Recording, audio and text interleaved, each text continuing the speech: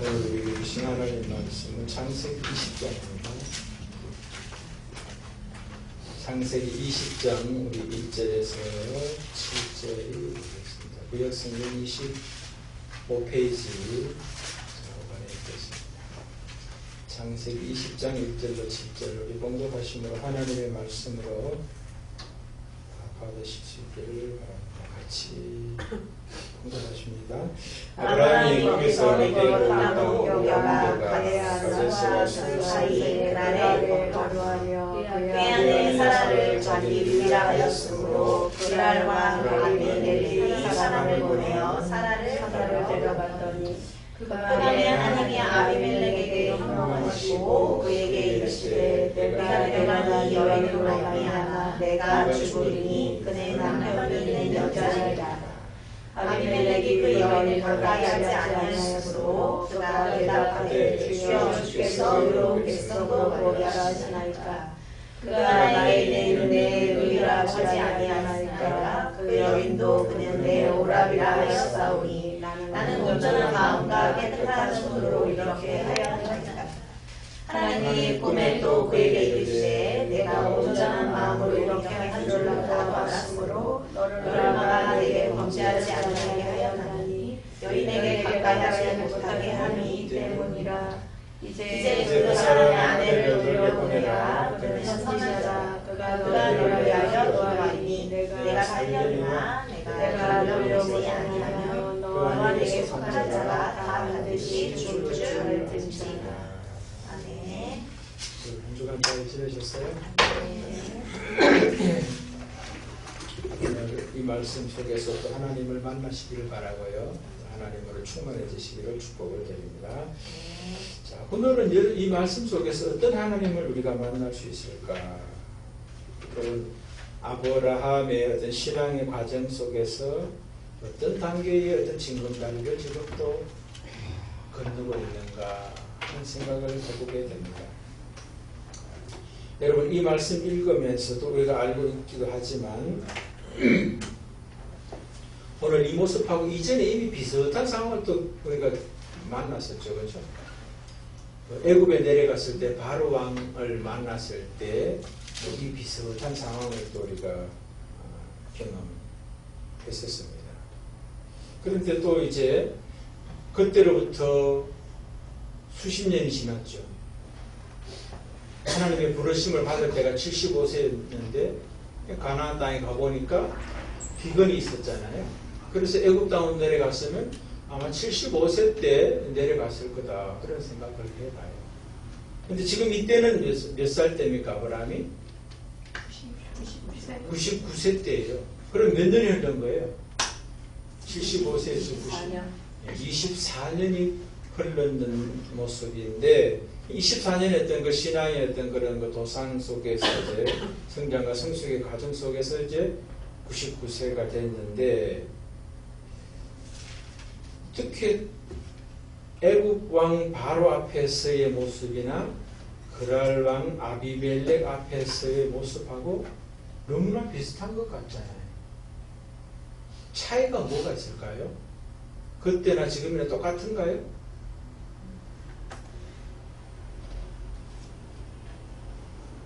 상황상으로 봐서는 너무나 똑같은 그런 모습입니다. 그럼 그 아브라함에게 24년은 신앙에서 어떤 성장과 성숙이 있었고 하나님께서는 아브라함을 어떻게 그를 24년간 이끌어 가셨나, 어떻게 세우셨나 하는 걸 생각해 본다면 그 자리가 그 자리 아닌가 그런 생각이 드는데 여러분 생각은 어떻습니까?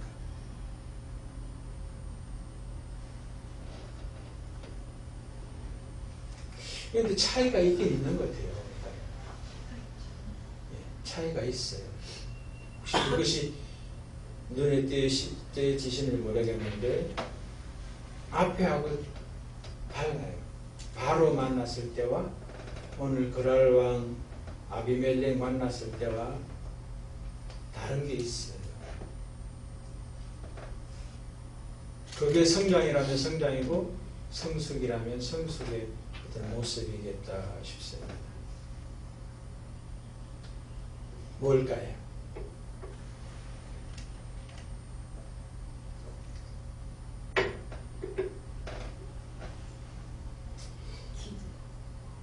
실제 한번 가지고 읽어봅시다. 이제 그 사람의 아내를 돌려보내라. 그는 선지자라. 그가 너를 위하여 기도하리니 내가 살려니와 내가 돌려보내지 아니하면 너와 내게 속한 자가 다 반드시 죽을 줄 알지니라. 아브라함의 모습을 하나님이 뭐라고 그럽니까? 선지자라. 애굽에 갔을 때는 그런 말이 없었죠. 그죠? 하나님이 부름받은 초창기였던 어떤 모습에서 이제 자기 아내를 말미암아 이제 죽게 될까봐 누이라고 이야기하고 자기는 이제 오빠다 뭐 그렇게 하자라고 약속하면서 이제 만났는데 하나님이 애굽왕 바로에게 재앙을 내려서 돌려보내게 되는 그런 모습이었는데 오늘 본문에는 모습은 똑같아요. 상황은 비슷해 보여요. 그런데 달라진 게 뭐냐면은 아브라함이 달라져 있는 모습이에요. 그전에는 아브라함이었죠. 사실은 아브라함이었고 오늘은 아브라함이고 아브라함인데 그건 단순히 이름만 아브라함이 아니라 하나님이 그를 선지자로 부르고 계신다. 선지자로 인정하고 계시는 모습을 볼 수가 있습니다. 그러면 앞에서는 한 신앙인의 초년생으로서 이제 바로에게 와의 관계 속에서 이제 나타나는 어떤 모습이죠. 자기 어떤 죽을까 하는 어떤 그런 모습이 있었는데 오늘은 뭡니까? 선지자로서 이제 만나고 있는 은행을 하고 있는 그런 모습이다라고 하는 거죠. 그러면 바로에게 했을 때와 아비멜렉에게 했을 때가 분명히 차이가 있는 거예요. 아브람과 아브라함 또 그냥 일반 성도로서와 선지자로서 그것 차이뿐만 아니라 똑같은 말을 하더라도 2절에 보면 그의 아내 사라를 자기 누이라 하였으므로 그랄 왕 아비멜렉의 사람을 보내어 사라를 데려갔더니 이렇게 했습니다. 그러니까 여러분 똑같은 말을 한다고 해서 똑같은 의미가 있는 건 아니에요. 우리 삶 속에서도 그런 경험들 하지 않습니까? 말은 똑같아도 의미가 완전 다를 수 있어요. 그럼 오늘 본문에 나타난 아브라함의 모습에서 바로 왕을 만났을 때 했던 말과 그 의미와 그랄 왕을 만났을 때의 말과 의미가 다르다는 거예요. 뭐가 다를까요?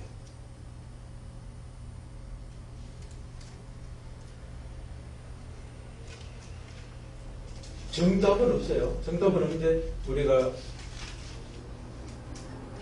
충분히 이야기해 볼 수 있는 자기의 목숨을 뭔가 보존하려는 첫 번째 바로왕을 만나러 갔을 때 자기 와이프가 사라를 자기의 목숨을 보존하기 위한 수단으로 생각했다면은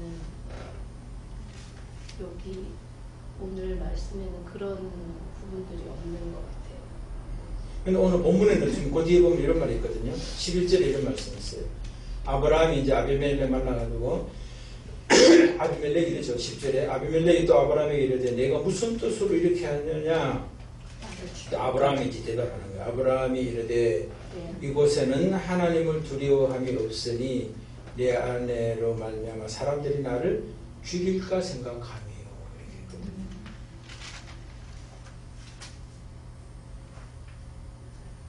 그럼 무슨 차이가 있나? 하나님을 두려워하는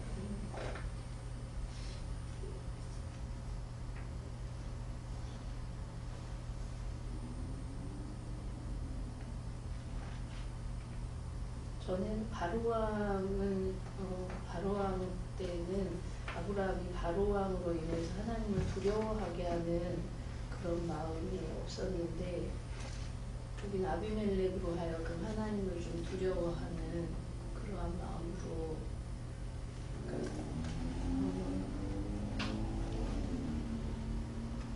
여기서 지금 하나님을 두려워하는 것은 아비멜렉과 그 그랄 지역은 하나님을 두려워하지 않는 하나님 신앙이 없는 사람들이기 때문에 그들이 내 아내를 빼앗아가고 자기를 죽일까 이제 생각했다. 그런 모습이거든요.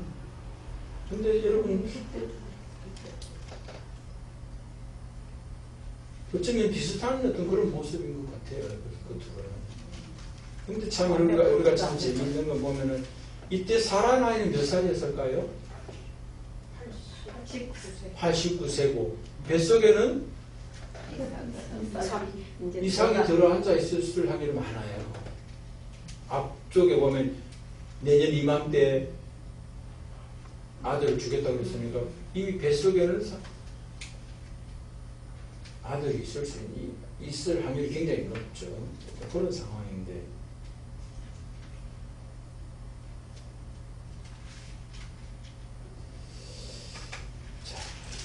하여튼 저는 이제 이 말씀 읽으면서 이제 똑같은 상황이라면 왜 하나님께서 두 번 반복해서 썼을까 그런 생각을 하게 되면서 분명히 차이가 뭔가 있을 거라고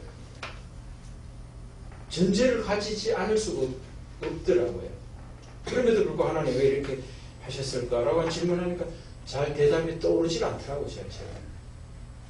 그런데 이제 힌트 하나가 뭐냐면은 그는 선지자라고 하는 이 말씀 앞에서 저는 이것이 힌트구나. 감정은 아직 변하지 않는 하나님께서 그렇게 생각. 그렇지. 아브라함은 자신은 이제 선지라 생각조차도 안 해요. 근데 하나님이 이제 아비멜렉에게 그 사람은 선지자다라고 지금 인정해 주시는 거거든요. 아브라함은 자기 자신을 선지자 생각 안 해요. 근데 하나님은 선지자라고 인정하면서 이제 그 선지자로서 삶을 나중에 실행하게 하죠. 그 뒤에 가보면 이제 기도해야 하면 이제 고쳐진다고 그랬잖아요. 예.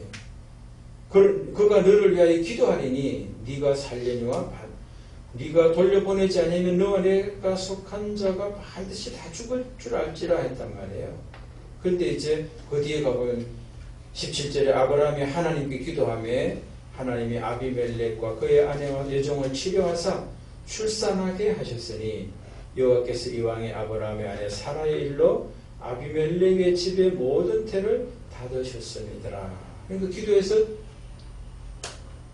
닫혔던 태가 열리고 치료가 되고 출산할 수 있는 어떤 그런 모습이 되었다. 이렇게 이야기합니다. 그런데 여러분 우리 한번 보세요. 똑같은 사건이라도 그냥 한 성도로서 일반 그냥 하나님을 초창기 믿는 믿음으로서 똑같은 상황을 바라보는 것과 대처하는 것과 선지자로서 똑같은 상황인데 대처하는 것과 다르다는 거예요. 같을 수가 없는 거예요. 자기가 자기를 몰라도 자기가 선지자인 줄 몰라도 하나님의 인정함이 이미 있다는 것은 자기가 자기를 모를 뿐이지 하나님은 나에게 선지자로서 인정해 주셨음이 이미 있는 거예요. 그러니까 그 하나님의 있게 하심이 내 삶 속에서 작동이 되고 있어요. 될 수밖에 없어요. 내가 모를 뿐이죠. 그럼 이제 그랄 왕 아비멜렉의 한 이 모습은 똑같은 상황일지라도 아브라함에게서 나오는 말과 언행은 다른 어떤 그런 각도에서 나온다는 거예요. 그러니까 선지자의 입장에서 나온 똑같은 언행이라는 거예요. 그러니까 그 12장의 어떤 그 바로왕 만났을 때의 모습하고는 다른 거예요.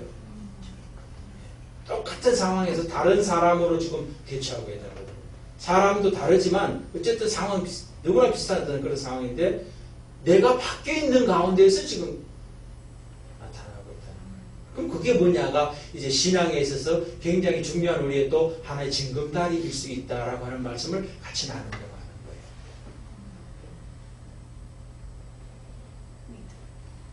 예, 믿음이죠. 예, 믿음인데 믿음의 이제 구체적인 어떤 그런 모습이 뭐냐를 제가 지금 말씀하는 거예요. 믿음이 이제 현상적으로 나타난 것이 뭐냐라고 하느냐. 그걸 이제 말씀하는 거예요.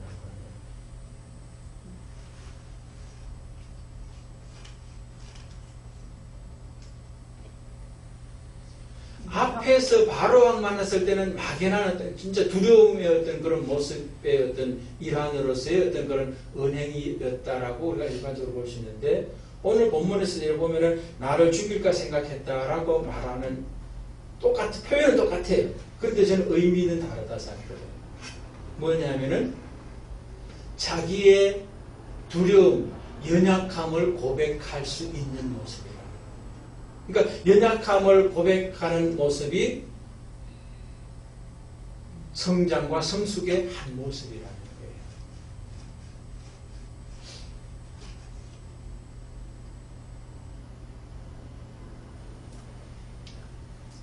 신앙이 어떤 그 미성숙하고 이러면은 연약함을 고백하기가 어려운 거예요. 근데 이 아브라함은 자기가 두렵다라고 하는 이야기를 이야기할 수 있는 모습이라고 하는 것이, 앞에도 두렵다고 그랬어요. 죽을까 두려워서 하는 모습이에요. 근데 말도 똑같아. 근데 거기에 담겨진 내용은 다르다는 이야기를 하나님께서 저에게 말씀하시는 것 같더라는 거예요. 그게 우리 신앙 성장에서도 그런 어떤 그 징검다리가 있겠다 생각이 들더라고요. 신앙이 성장하면은 다른 사람이 볼 때 막 이때는 뭡니까? 이미 바로왕 만났을 때 한번 경험해 봤기 때문에 하나님께서 바로왕에게 재앙을 내려가지고 자기를 보호해 주셨잖아요. 경험했잖아요. 현장에서 자기 죽을 상황에서 고쳐줬고, 빼앗길 아내도 다시 돌려줬고, 또 없던 그 재물들도 더 풍성하게 채워주시는 것을 경험하고 지금 24년이 흘렀어요.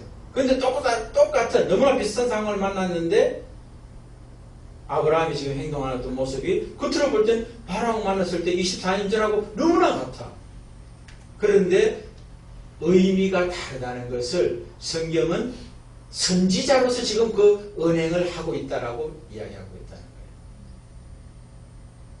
거예요. 선지자라는 말이 뭐냐라고 하는 걸 우리가 좀 알아볼 필요가 있는데, 선지자는 뭐예요? 하나님의 말씀을, 그렇죠, 전하고 나타내는 사람이에요.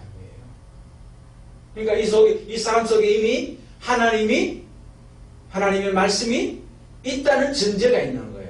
하나님께서 주셨다는 전제가 있는 거예요. 그러니까 그 말씀을 나타내는 자고 전하는 자, 선지자다라고 이야기를 하는 거예요. 그럼 아브라함이 거랄왕 아비멜렉에 했던 모든 행동이 선지자로서 했던 은행이라고 하는 걸 우리가 알 수가 있다는 거예요.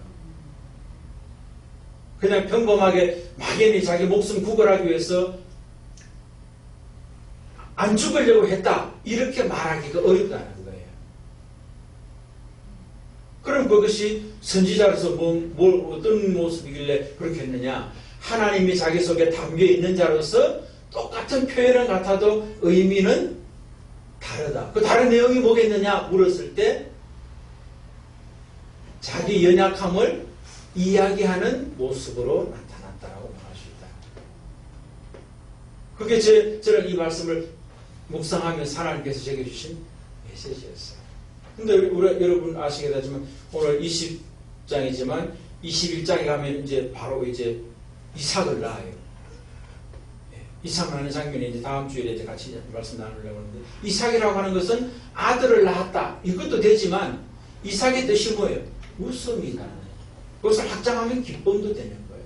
오늘날로 말하면 또 뭐 행복함이다, 뭐 이렇게 표현해도 전혀 다를 바가 없는 거예요. 그러니까 객관적으로 다른 어떤 한 아들을 낳았다 이것을 말하기보다 말하는 것도 있지만, 더 중요한 것은 아브라함과 사라에게 기쁨이 충만하게 되었다는 말과 똑같은 거예요. 아브라함 속에 그 기쁨이 있었다. 그 기쁨이 이제 솟아나오는 그런 모습과도 같다는 거예요. 그럼 이제 오늘 선지자다, 라고 하는 이 모습도 말과 표현은 똑같아도 그 의미가 달랐다라고 말하는 게 이해가 될 수 있는 거예요. 그전에는 막연히 진짜 정말로 두려워서 그런 언행을 했다면 오늘은 두려운 모습이 있지만 그것을 감추지 않음으로 이야기하는 모습이다. 그렇게 표현하시는 거죠. 그래서 여러분 우리의 신앙 성장 과정에서 몇 가지를 지금까지 쭉 이래 해왔는데 한번 점검, 확인해 본다면 여러분 얼마나 기억하시는지 모르겠어요.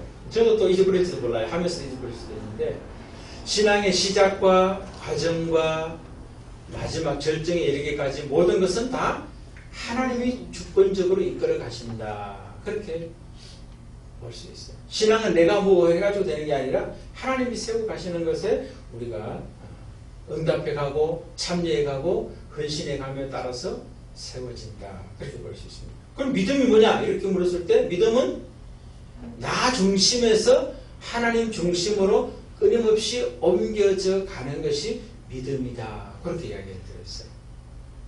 그 다음 시간에 또 뭘 제가 말씀드렸냐면은 그럼 믿음은 이제 어떻게 이제 시작되느냐, 징검다리가 어떻게 되느냐 했을 때 바른 신앙 고백이 있다라고 이야기했어요. 그 다음에는 뭐 이야기했죠? 바른 신앙 고백이 있다고 해도 그 고백이 계속적으로 유지되는 것이 아니라 빠지는 거예요. 그래서 실패의 자리로 가는 어떤 그런 징검다리라면 또 징검다리가 또 있다. 그렇게 말씀드렸어요. 그 다음에 또 뭘 이야기했습니까?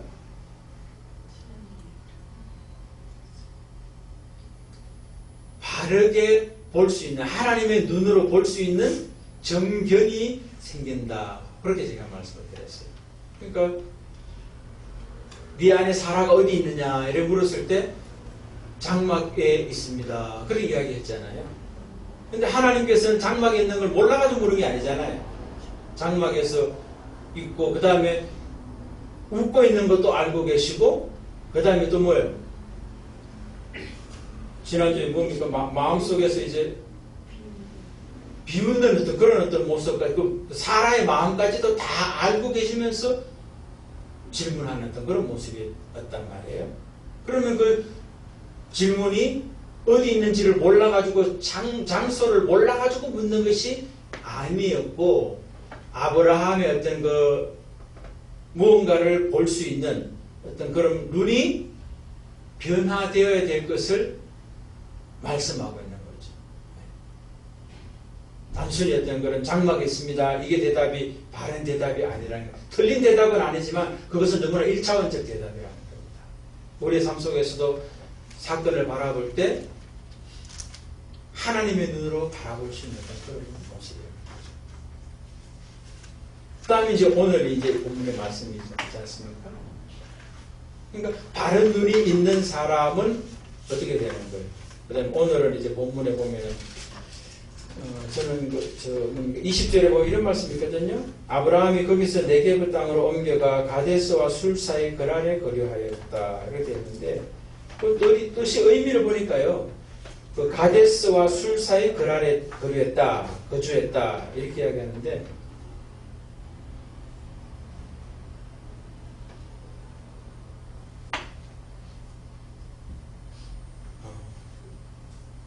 가데스란 뜻이 신성한 곳 이런 의미를 가지고 있더라고요. 그 다음에 술이라고 하는 말은 벽이라고 하는 그런 의미를 가지고 있어요. 그런데 가데스와 술 사이에 거랄이라고 하는 지역이 있는데 거랄이 뭐냐고 하면은 숙박하는 곳 이런 의미예요. 그러니까 삶의 어떤 그 처지 자기의 삶의 어떤 그 현장을 이야기하는 거죠. 그러니까 신성한 곳에서 벽, 그 사이에 지금 아브라함이 있는 거예요. 신앙에서 어떤 그 성숙된 어떤 그런 모습과 신성한 것과 술, 어떤 어쩌면 초창기 어떤 그런 모습, 그 사이에 지금 있는 어떤 그런 모습인데, 지금 그 아브라함은 뭡니까? 술에서 가데스에 가까이 있는 어떤 그런 모습이지 않겠느냐 생각이 들었어요. 그랄, 내가 숙박하는 곳, 내 신앙의 숙박소, 처소가 어디냐라고 하는 바로 그 자리가 같은 말과 행동을 하더라도 그 말과 의미가 다른 어떤 지금 자리에 처소에 글 아래 숙박하고 있다는 거예요. 어떤 자리? 나의 연약함, 두려워하는 자리. 그것을 부끄러워하지 않고 드러내 보일 수 있는 자리에 신앙의 단계에 있다. 그렇게 보시면 됩니다. 여러분들 저는 우리 스스로의 어떤 신앙의 성장해 가고 성숙해 갈 때 나의 그랄이 있어야 한다는 걸 우리가 볼 수 있는 거죠. 그랄은 어디냐? 내가 숙박하는 곳은 어디냐? 바로 나의 연약함을 숨기려고 하지 않고 드러내 보일 수 있는 그런 자리가 우리 신앙의 과정 속에서 반드시 있게 된다. 아마 우리가 로마서 그 8장에 가보면은 자기 신앙의 어떤 성장과 성숙이 어쩌면은 절정에 있었는데 그때 자기의 어떤 부끄러운 모습, 연약한 모습을 드러내는 사람이 나타나요.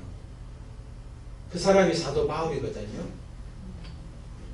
로마서 8장에서 이제 사도 바울이 뭐라고 하냐면은 자기 자신이 정말 공부한 사람이다. 자신이 공부한 사람이다. 라고 하는 이야기를 해요. 그게 뭐겠습니까? 자신이 하나님 앞에서 연약함을 고백하는 모습이에요.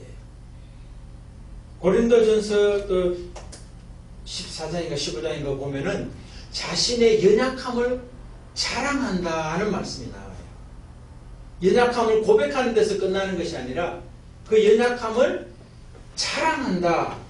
왜 자랑하느냐라고 하면은 자신이 연약할 때 하나님의 강하심이 드러나기 때문이다.